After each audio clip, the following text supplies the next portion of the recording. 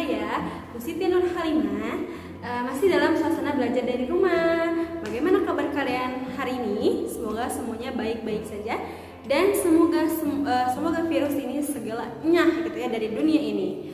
Oke, hari ini kita akan mencoba membahas tentang materi ekonomi kelas 11. Masih ingat kemarin kelas 11 kita belajar tentang apa? Tentang ketenaga kerjaan. Betul. Kemarin kita sudah membahas tentang peta konsep ya. Ada yang namanya penduduk, ada yang namanya angkatan kerja, bukan angkatan kerja, menganggur dan lain sebagainya. Nah, kita akan mencoba membahas tentang materi baru tentang masih lanjutan dari materi yang kemarin tentang masalah ketenaga kerjaan. Betul ya? Kalian tahu kita sedang ada di negara mana? Kita duduk di negara Indonesia. Dan Indonesia ini kalian sudah mengetahui ya bahwa Indonesia itu adalah negara yang sangat luas sekali. Banyak pulau-pulau, banyak suku bangsa dan ras-ras yang berbeda antara satu sama lain. Tapi kita tetap Bhinneka Tunggal Ika. Nah, seperti itu ya. Indonesia memiliki sumber daya alam yang luas dan sumber daya manusia yang melimpah gitu ya. Namun melimpahnya sumber daya manusia ini dapat menjadikan permasalahan dalam pembangunan ekonomi, terutama berkaitan dengan ketenaga kerjaan. Maka di sini muncullah masalah ketenaga kerjaan. Ada yang tahu atau ada yang masih ingat?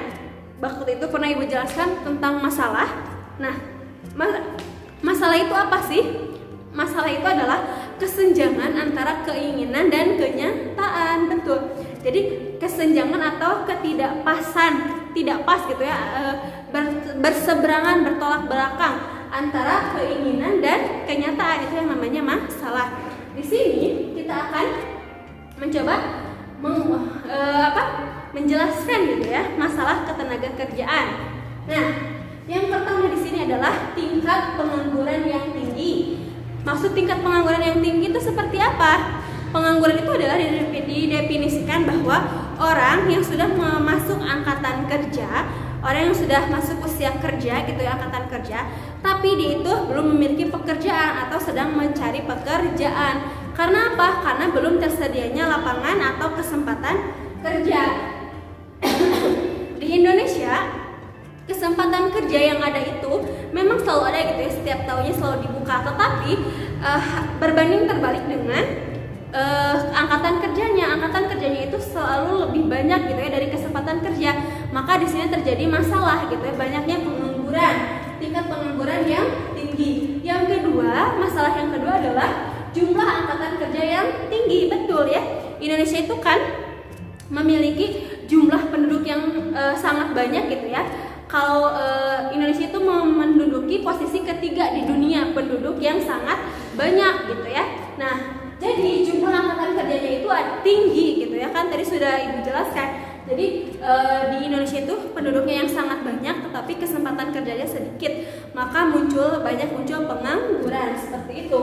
Dan yang ketiga itu adalah tingkat pendidikan dan keterampilan yang rendah seperti itu ya. Nah, waktu dulu pemerintah mewajibkan belajar berapa tahun? 9 tahun gitu ya, dari SD sampai SMP gitu ya. Untuk apa? Untuk meningkatkan tingkat pendidikan dari warga Indonesia sendiri gitu ya. Sekarang pemerintah sudah mewajibkan wajib belajar 12 tahun. Dari apa? Dari SD sampai SMA. Untuk apa gunanya? Untuk meningkatkan tingkat pendidikan dari sumber daya manusia atau dari penduduk Indonesia gitu ya. Nah, di sini masalahnya adalah tingkat pendidikan dan keterampilan yang rendah. Jadi orang Indonesia itu misalkan selain di sini ya dari Badan Statistik itu sebesar dari Badan Pusat Statistik itu yang tidak tamat sekolah dasar itu masih mendominasi, yaitu sekitar 52 sampai 4 juta gitu ya dari seluruh total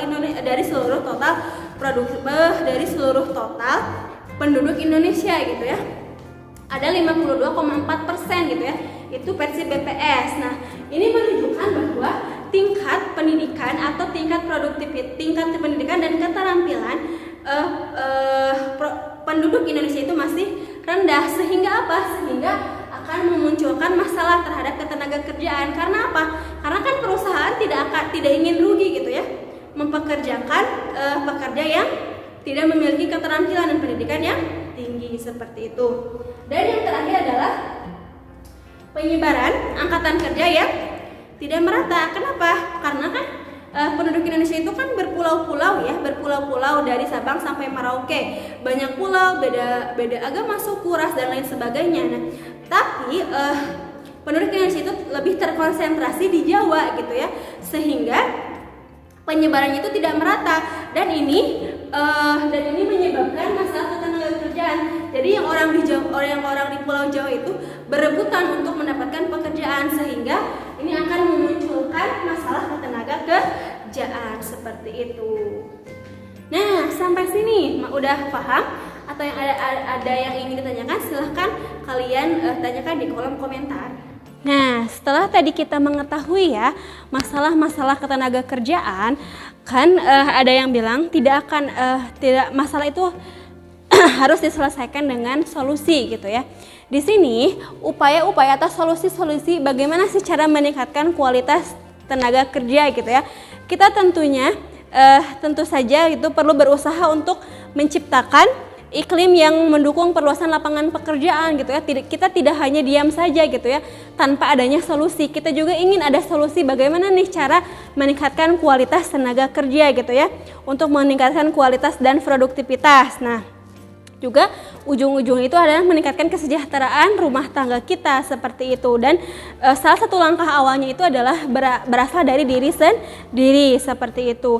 Berasal dari diri sendiri yaitu meningkatkan mutu kerja. Di sini kita akan membahas berbagai macam upaya yang dilakukan dari berbagai macam elemen untuk meningkatkan kualitas tenaga kerja.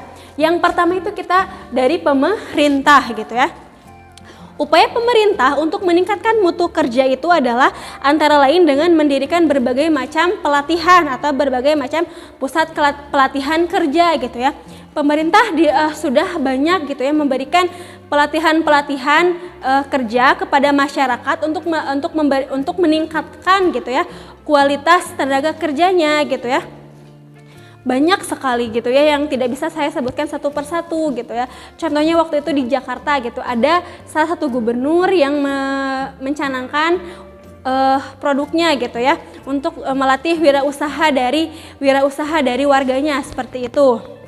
Nah, selanjutnya banyak dari upaya-upaya pemerintah gitu ya untuk meningkatkan kualitasnya gitu ya. Ada yang ikutan pelatihan pekerjaan. Contohnya itu adalah pelatihan menjahit, pelatihan dalam pengaturan keuangan, bagaimana cara melatih kita untuk lebih produktif dan lain sebagainya gitu ya. Di sini yang kedua, upaya yang kedua adalah upaya meningkatkan kualitas kerja dari pihak swasta. Langkah yang dapat diambil oleh pihak swasta untuk ikut serta dalam upaya meningkatkan kualitas kerja adalah bekerja sama dengan sekolah atau kampus untuk menyediakan kesempatan kerja. Contohnya gimana, Bu? Contohnya itu adalah misalkan kita itu lulusan sekolah SMK, misalkan SMK gitu ya. Nah, biasanya SMK itu bekerja sama dengan perusahaan-perusahaan yang lain gitu ya, supaya ketika misalkan ada murid yang berprestasi dari SMK tersebut bisa langsung join gitu ya dengan perusahaan. Nah, itu adalah salah satu bentuk kerjasama untuk meningkatkan kualitas kerja.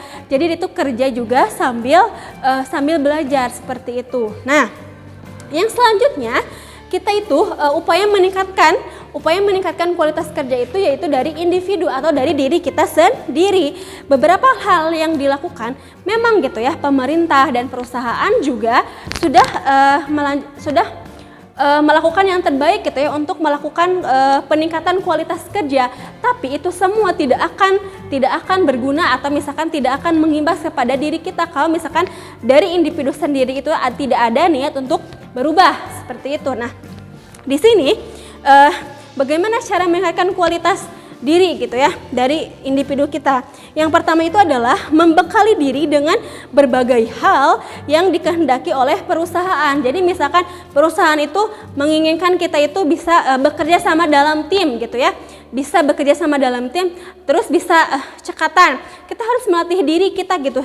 Bagaimana sih berinteraksi dengan tim seperti itu.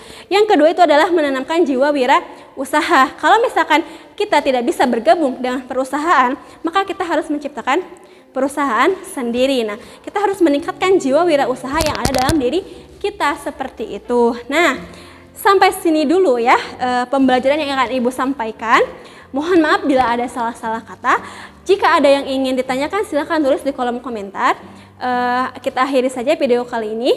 See you on the next video. Assalamualaikum warahmatullahi wabarakatuh.